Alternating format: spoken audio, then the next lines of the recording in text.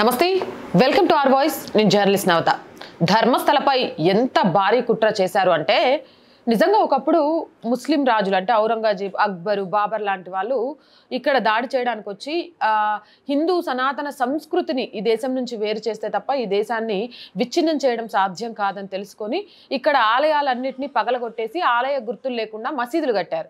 ఈ కథలు మనకు తెలిసినాయి. కానీ నాకు ఇప్పుడు ఆలయాల మీద ధర్మం మీద జరుగుతున్న ఈ దాడులు చూస్తుంటే ఇంకా అక్బరు బాబరు ఔరంగజేబే నయమేమో వాళ్ళు డైరెక్ట్గా దాడులు చేశారు. కానీ ఈ దేశంలో ఉంటూ ఈ దేశాన్ని విచ్ఛిన్నం చేయాలి అంటే ముందుగా సనాతన హిందూ ధర్మాన్ని విచ్ఛిన్నం చేయాలని తెలుసుకొని ఆలయాల మీద చేస్తున్న కుట్రలు తెలుస్తుంటే బాబోయ్ ఇంకా భయంకర పరిస్థితులు వచ్చాయేమో అనిపిస్తోంది. ప్రత్యక్ష యుద్ధాన్ని ఎవరైనా చేయొచ్చు, కానీ ఇంటి దొంగను ఈశ్వరుడు కూడా పట్టుకోలేడు అన్నట్టుగా హిందూ ధర్మంలోనే ఉంటూ లేకపోతే ఆ ముసుగులో ధర్మం మీద దాడి చేసే వాళ్ళ సంఖ్య పెరుగుతూ ఉన్నప్పుడు ఎందుకక ఎవరి గురించి ఇదంతా మాట్లాడుతున్నాం అంటే మీ అందరికీ తెలుసు ధర్మస్థలకు సంబంధించిన సంచలన విషయాలు వెలుగులోకి వచ్చాయి.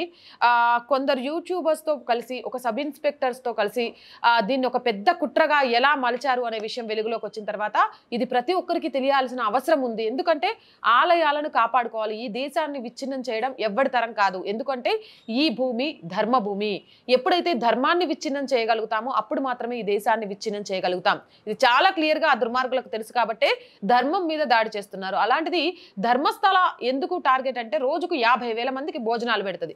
ఇక్కడ జైన వైష్ణవ శైవ మూడు సంబంధించి చాలా పరమ పవిత్ర స్థలంగా ఎలాంటి వివాదం లేకుండా ప్రతిరోజు పూజా కార్యక్రమాలు అందుతాయి. మనకు తిరుపతి ఎలాగో అంతేగా ధర్మస్థలకు కూడా గొప్ప పేరుంది. కాబట్టి ఇలాంటి వాటిని టార్గెట్ చేశారు. దీనికి సంబంధించిన పూర్తి అప్డేట్స్ అందిస్తాను, మిస్ అవ్వకుండా చూడండి. ఇక మీ అందరికీ తెలుసు వివాదాస్పద ధర్మస్థల పుర్రె కేసును దర్యాప్తు చేసిన ప్రత్యేక దర్యాప్తు బృందం సిట్ ప్రధాన వ్యక్తి మాస్క్ మ్యాన్ వాడే చిన్నయ్య.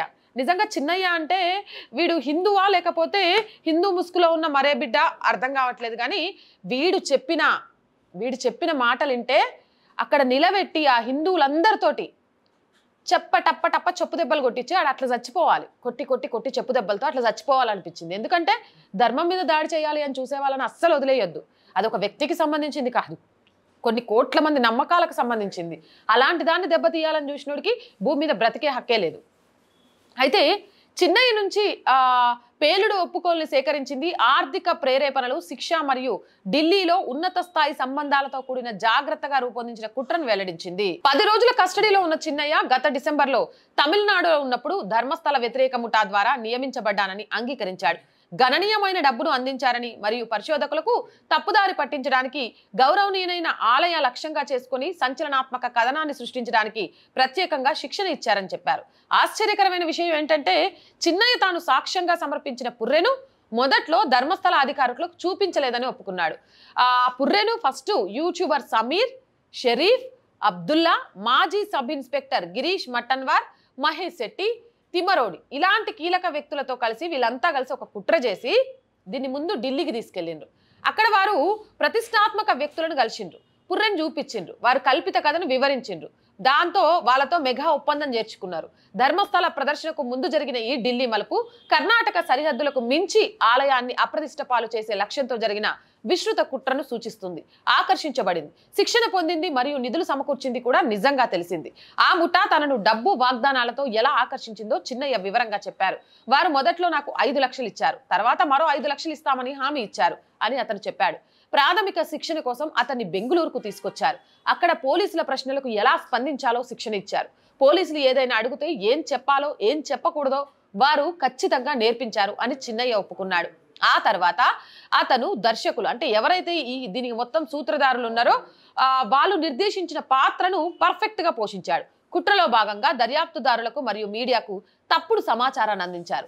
అతని తప్పుడు సమాచారం సిడ్నీ అడవి వేటకు దారితీసింది.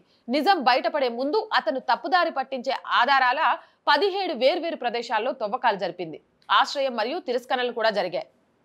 చిన్నయ్య పేరు పెట్టుకున్న ప్రముఖ వ్యక్తి జయంత్ టీ కీలకమైన సంబంధాన్ని ధృవీకరించారు. మాస్క్ మ్యాన్ చిన్నయ్య మహేష్ తిమరోడిస్ ఇంట్లో బస చేసిన మాట నిజమే అని ఆయన మీడియాకు తెలిపారు. అయితే కుట్రలో లేదా పుర్ర కేసులో తనకు ఎలాంటి ప్రమేయం లేదని ఆయన తీవ్రంగా ఖండించారు. చిన్నయ్యకు ఆశ్రయం కల్పించడం వల్ల మమ్మల్ని దోషులుగా చేయరు. అతని కేసు వేరు, నిజం బయటపడాలనేది మా పోరాటం అని ఆయన పేర్కొన్నారు. తనను మరియు గిరీష్ మట్టన్నవార్ వంటి తన సహచరులను ప్రధాన కుట్ర నుంచి దూర చేశారు. ఇక సుజాత భట్ కేసుకి సంబంధించిన సత్యాన్ని సమర్థించడానికే వారి ప్రమేయం పరిమితమని ఆయన నొక్కి చెప్పారు. దానిని ఆయన పూర్తిగా తప్పు అని లేబుల్ చేశారు. వ్యక్తిగత లాభం ఏమీ లేదని తిరస్కరించారు. పుర్రె మూలాన్ని దాటి సిట్ తన దర్యాప్తును గణనీయంగా విస్తరించింది. బెల్తంగడి పోలీసులు ఇప్పుడు యూట్యూబర్ సమీర్ యొక్క ఆర్థిక రికార్డులను పరిశీలిస్తున్నారు. అతని యూట్యూబ్ మానిటైజేషన్ అంటే యాడ్సెన్స్ ఆదాయం, బ్యాంకు బదిలీలు మరియు ఏదైనా మూడవ పార్టీ స్పాన్సర్షిప్లు లేదా చెల్లింపు ప్రమోషన్లపై దృష్టి సారించారు. ధర్మస్థల మరియు సుజాత భట్ కేసుల చుట్టూ సృష్టించబడిన సంచలనాత్మక వీడియోలు ప్రధానంగా ఆర్థిక ఉద్దేశాలతో నడిచేవా, అధిక వీక్షకుల సంఖ్య మరియు ఆదాయం కోసం తప్పుడు సమాచారాన్ని వ్యాప్తి చేయడంలో పాల్గొన్నాయా అని దర్యాప్తు అధికారులు నిర్ధారించడానికి ప్రయత్నిస్తున్నారు. అధిక ఆదాయం కోసం తప్పుడు సమాచారం వ్యాప్తి చేయబడిందో లేదా తెలుసుకోవడానికి మేము రికార్డులను సేకరిస్తున్నామని ఒక అధికారి ధృవీకరించారు. ఇక వివిధ రాష్ట్రాలకు ఈ దర్యాప్తు విస్తరించింది. సిట్ పరిధి ధర్మస్థలం దాటి చాలా దూరం వెళ్ళింది. మాండ్యా జిల్లాలో బృందాలు తీవ్ర సోదాలు నిర్వహించి తమిళనాడులోని చిక్కర్సిపల్లికి వెళ్లి ఫిర్యాదుదారుడి కుటుంబం, స్నేహితుడు మరియు బంధువుల్ని ప్రశ్నించారు. 2 సంవత్సరాల క్రితం ఉజేరేకు పారిశుద్ధ కార్మికుడిగా వెళ్లిన మాజీ వస్త్ర కర్మాగార కార్మికుడు ఈ సంఘటన సమయంలో ధర్మస్థల ప్రాంతంలో నివసిస్తున్నాడు. అతని రెండవ భార్య మరియు పిల్లల వాంగ్మూలాలతో పాటు అతని వాంగ్మూలాలు కీలకమైనవిగా పరిగణించబడతాయి. అదే సమయంలో పెరుగుతున్న ఒత్తిడిని ఎదుర్కొంటున్న మట్టన్వార్ మరియు శెట్టితో సహా పేరున్న నిందితులందరినీ నేపథ్యాలు మరియు పాత్రలను సిట్ దర్యాప్తు చేస్తోంది. ఇక ఈ వివాదం బెల్తంగడి తాలూకాలో ప్రజల ఆగ్రహాన్ని రేకెత్తించింది. వందలాది మంది పౌరులకు ప్రాతినిధ్యం వహిస్తున్న బెల్తంగడి తాలూకా నాగరిక హితరక్షణ సమితి సిట్ మరియు తహసీల్దార్కు అధికారిక ఫిర్యాదు చేసింది. కొంతమంది వ్యక్తులు మరియు గ్రూపులు సిట్ దర్యాప్తును ఒక సాకుగా ఉపయోగించి ధర్మస్థల ఆలయం మరియు దాని ధర్మాధికారిపై నిరంతరం దుష్ప్రచారాన్ని నిర్వహిస్తున్నాయని ఆరోపించారు. ఇది కేవలం ఒక సంస్థపై దాడి కాదు, ఇది లక్షలాది మంది భక్తుల మతపరమైన భావాలపై దాడి అని పేర్కొన్నారు. ఇటువంటి తప్పుడు ప్రచారం సామాజిక అశాంతిని సృష్టిస్తుందని మరియు ఈ ప్రాంతం యొక్క ప్రతిష్టను దెబ్బతీస్తుందని హెచ్చరించింది. ఆలయాన్ని కించపరిచినందుకు బాధ్యులపై వెంటనే చట్టపరమైన చర్యలు తీసుకోవాలని వారు డిమాండ్ చేశారు. ఏదేమైనా చాలా పకడ్బందీగా చిన్నయ్యకు ఆ పుర్రెని ఎలా తీసుకుపోవాలి, ఎక్కడ సబ్మిట్ చేయాలి, పోలీసులు అడిగితే ఏం సమాధానం చెప్పాలి, ఏం సమాధానాలు చెప్పకూడదని చెప్తే వీళ్ళతో యూట్యూబర్లు కలిసి ఢిల్లీకి తీసుకెళ్ళి అక్కడ ఒక కమిట్మెంట్ చేసుకొని అక్కడి నుంచి ఇక్కడికి వచ్చి ఇది మొత్తం పెద్ద హై డ్రామా క్రియేట్ చేసిండ్రు. అంటే తమిళనాడు, కర్ణాటక, ఢిల్లీ ఈ 3 చోట్ల కూడా ఇప్పుడు సిట్ విచారణ జరుగుతోంది. ఎంత దారుణం!